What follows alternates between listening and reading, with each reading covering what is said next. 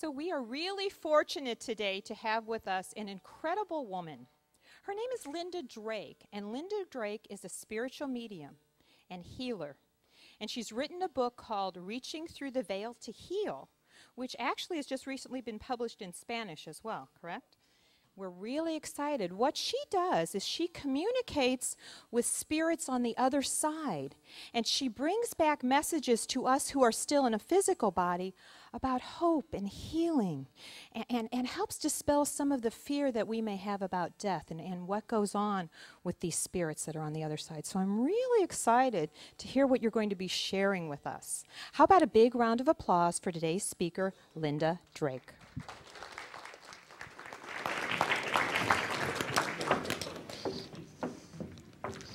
Hello, I am delighted to be with y'all. What a beautiful, beautiful group.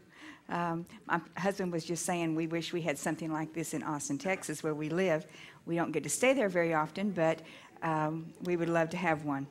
We can take care of that. Can you? Okay. Well, today I am going to be talking about a subject that most people are fearful of, death and grief. Now, and people go, well, how can you find joy and talk about this, go around the country talking about this in this way, and thinking that, it's going to be something people want to listen to? Because most of us fear the subject. But death is inevitable. Death is going to be a part of all of our lives. We can't avoid it. Now, most of us, the way we deal with death is we pray it doesn't touch our lives or touch the lives of somebody that we love. But that's not going to work. It is going to touch your life. It is a part of God's plan for us, the circle of love. Because God allows us to come into this life and to experience life, experience everything we can get out of life. And then when we have finished what we came to experience, we are allowed to, our reward is being allowed to return home to God. Now, Spirit came into my life. I'll tell you a little bit about how I got started so you know where my knowledge comes from. But Spirit came into my life about 9-10 years ago now. And I'm a hard sell. The metaphysical world was not a part of my life. I didn't even believe in it. And so when Spirit came into my life, they announced themselves through my prayers. I was in a very desperate state in my life. I had gone through about 6 years of intense pain. I was dealing with fibromyalgia and lupus, and it had totally consumed my life. My hands were curled shut. I was not able to function. It was just a constant level of pain. And it was just one illness after another with the lupus. So I stayed in a lot of prayer. And in my prayer, I kept hearing, take our gift and we'll take your pain. And one day, the pain was just so intense for me, I just reached up and I said, God, if that's you talking to me, I'm ready. Whatever I have to do, I'm ready. And this energy just came over me. And I didn't know what that was, but it felt so good at the moment. Well, within 2 days, my hands opened up. I could turn the lights on in the house because the migraine headaches went away. And I was able to function again. Of course, then I sat down with God and I said, okay, what was it I negotiated for? At the moment it sounded like a great idea. But then I needed to know what it was that I negotiated for. What it was God wanted me to do with him. And they announced, and I could hear them talking at that point, that they announced that I was to be a life path healer. And I said, well, I hate to tell you at this point, but I think you chose the wrong person because I don't know anything about that, and I'm certainly not worthy of working with you. And so they assured me that I had negotiated for that I had agreed, my spirit had agreed to do that work with them. And then I kind of stepped back and thought, wow, what was I drinking at that point? That I agreed to work with God and be this healer that he wanted me to be. But I took off with Spirit, and they began working with me.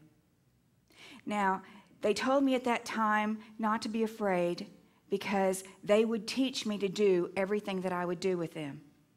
And I said, well, I'm definitely going to need a teacher because I don't know anything about any of this. And so I drove them crazy with questions every morning when I would sit down and talk. And I could actually hear them. Now, at first I thought I'd lost my mind. I thought, wow, I've taken way too many pain pills that I can hear this voice talking to me this way. But they really were talking to me exactly that way. And so I told them, I said, I need some help here. I need some classes, some books to do what I'm going to do. And they said, we'll bring you a teacher. Well, a few days later, I heard another voice talking to me. And I said, well, who are you? And they said, we are Abraham. We are your teacher. And I said, okay, I was waiting for a teacher. Well, remember, when I first heard the first voice, I asked them who they were. I said, who are you? Who's talking to me? Are you God?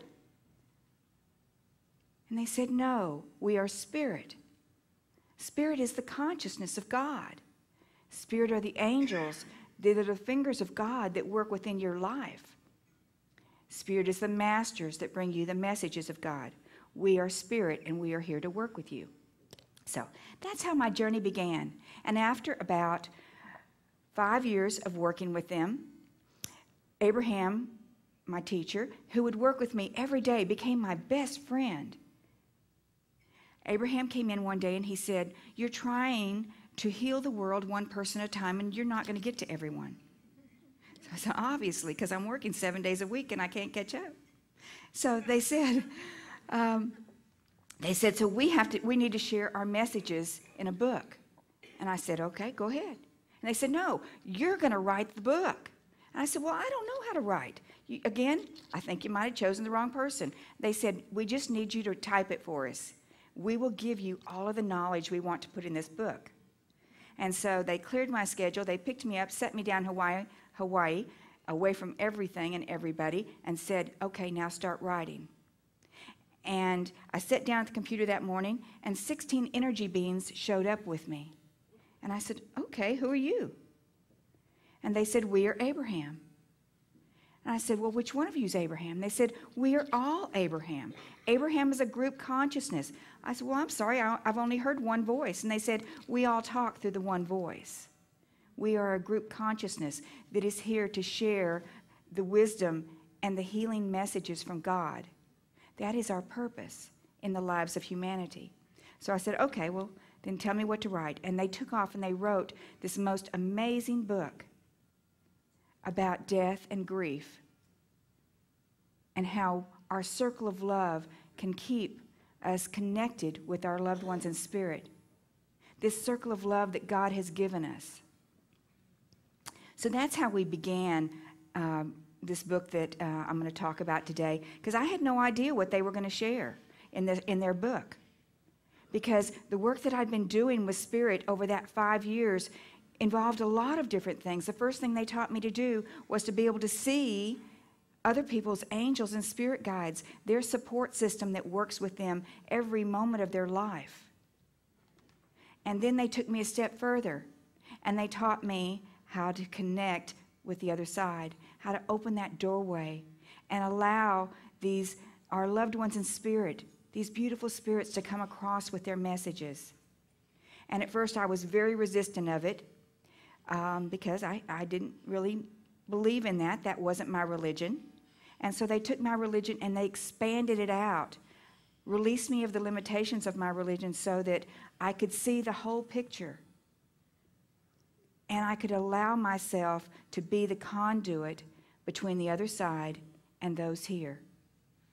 And this has just become the most amazing journey for me because I didn't realize how important that was. I myself feared death. I didn't understand what was going to happen. Do we fall off in this big black hole? What happens when we die? You know?